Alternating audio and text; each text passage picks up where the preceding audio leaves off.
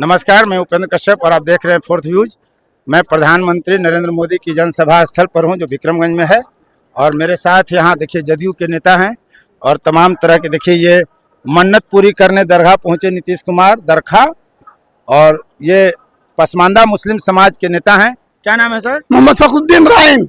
राइन साहब, आप क्या संदेश देना चाह रहे हैं? ये संदेश देना चाह रहे हैं कि बिहार में माननीय मुख्यमंत्री नीतीश जी 2005 में 5 से आज तक जो विकास का काम किए कोई मुख्यमंत्री बिहार में नहीं किए हैं। कोई मुख्यमंत्री इतना काम नहीं किया। क्या कर दिया ऐसा? क्या नहीं कर दिए? शिक्षा के क्षेत्र में, स्वास्थ्य के क्षेत्र में, रोड के क्षेत्र में, बिजली के क्षेत्र में, सुशासन के क्षेत्र में, न्याय के साथ सभी का विकास, सबके साथ न्याय के साथ सबका विकास किए हैं और उसमें सबसे ज्यादा फायदा मुस्लिम समाज को हुआ है। तो मुस्लिम तो भाजपा का विरोधी है, जहां भाजपा को जो हरा सकता है उसी को मुसलमान वोट देता है। आप मुस्लिम होकर एनडीए के साथ हैं? बिल्कुल है, शुरू से है, आज तक है। हमारे क्षेत्र में जो भी एनडीए का उम्मीदवार आया, चाहे विधायक है चाहे एमपी है, सबको हमने जिताने का काम किया है। अच्छा, मैंने भाजपा के कैंडिडेट को भी मुस्लिम वोट देता है बिहार में? देता है ना, बिल्कुल देता है ना। ये विश्वास नहीं करता। आप नहीं विश्वास कीजिए तो माननीय ललन सिंह से पूछ लीजिए। हम उसी के 2004 में हमारे क्षेत्र बेगूसराय संसदीय क्षेत्र से जीते थे और जीतने के बाद मुस्लिम गांव का टोटल वोट उनको मिला और जीतने के बाद सबसे पहले वहां जाकर के उन लोगों का शुक्रिया अदा किए। तो आप जो हैं पार्टी में किसी पद पर भी हैं? हाँ, प्रदेश में पहले महासचिव थे, अभी सचिव हैं अल्पसंख्यक सेल में। अल्पसंख्यक सेल में। हाँ। तो ये जो जाति जनगणना हो रही है, इसमें कहा यह जा रहा है कि नरेंद्र मोदी की एक बड़ी साजिश है। इसमें मुसलमान की गिनती नहीं करेंगे, मुसलमान की जाति की गिनती करेंगे। क्या बात करते हैं? तो राइन अलग, वही होना चाहिए, वही होना चाहिए जैसे नीतीश जी बिहार में किए हैं।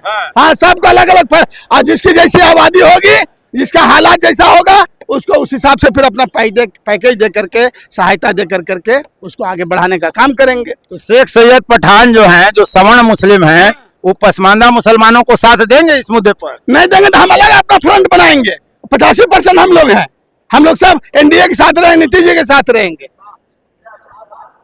तो ये जो कहा यह जा रहा है कि जो पसमानदा मुस्लिम महाज है, पसमानदा महाज, उस पर जो है सवर्ण मुस्लिमों का सत्ता है और सत्ता में सवर्णों की ही हिस्सेदारी है मुसलमानों की। तो ऐसी स्थिति में अगर मान लीजिए कि जाति जनगणना हुई और जो पसमानदा समाज है उनकी जातियों की भी गिनती अलग हुई, तो पता चल जाएगा कि कितना पसमानदा मुस्लिम है।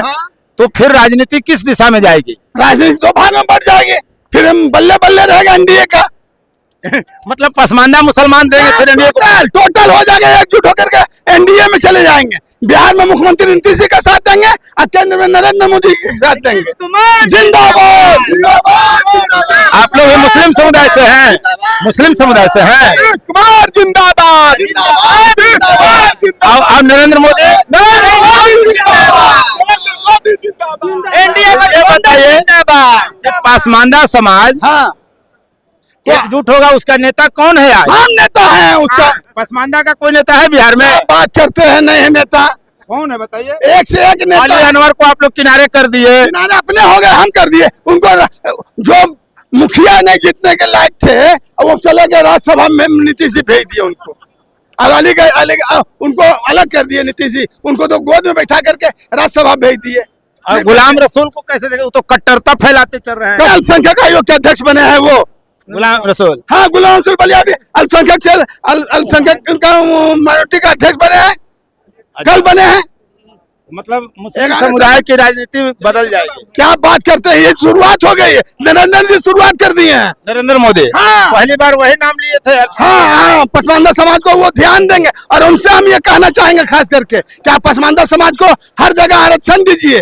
ये नरेंद्र मोदी आ रहे हैं, उनसे पसमानदा मुस्लिम की तरफ से आप क्या मांग रखेंगे? मांग रखेंगे कि सब जगह पसमानदा मुस्लिम समाज को आबादी के हिसाब से उनको सत्ता में भागीदारी दीजिए, खाली एक ही समाज को नहीं लेकर। कितना परसेंट है पसमानदा? 85% हम लोग हैं, 15% फॉरवर्ड है। हाँ, वही सब जगह मलाई मार रहे हैं। हिस्सेदारी आप लोग का 0, 5% भी नहीं है। 5% सब मलाई सवर्ण, सब मलाई खा रहा है और हम लोग को सब जगह बुलाता है कि चलिए अब खतरे में है, देश खतरे में है, संविधान खतरे में है, चलिए और हम लोग जाते हैं। तो ये बात अगर जिस दिन पसमानदा समझ जाएगा कि देश खतरे में, संविधान खतरा, खाली भीड़ लगाने के लिए पसमानदा को कहा जा रहा है, तब तो फिर राजनीति सुधर ही जाएगी। सुधर ही जाएगी। अब तो सुधरने का शुरुआत हो गया है और मोदी शुरुआत कर दिए हैं। ठीक है, धन्यवाद। नेता हम हैं। अच्छा, बहुत बहुत धन्यवाद। ठीक है। कौन? फोर्थ व्यूज चौथा विचार बाकी ठीक है।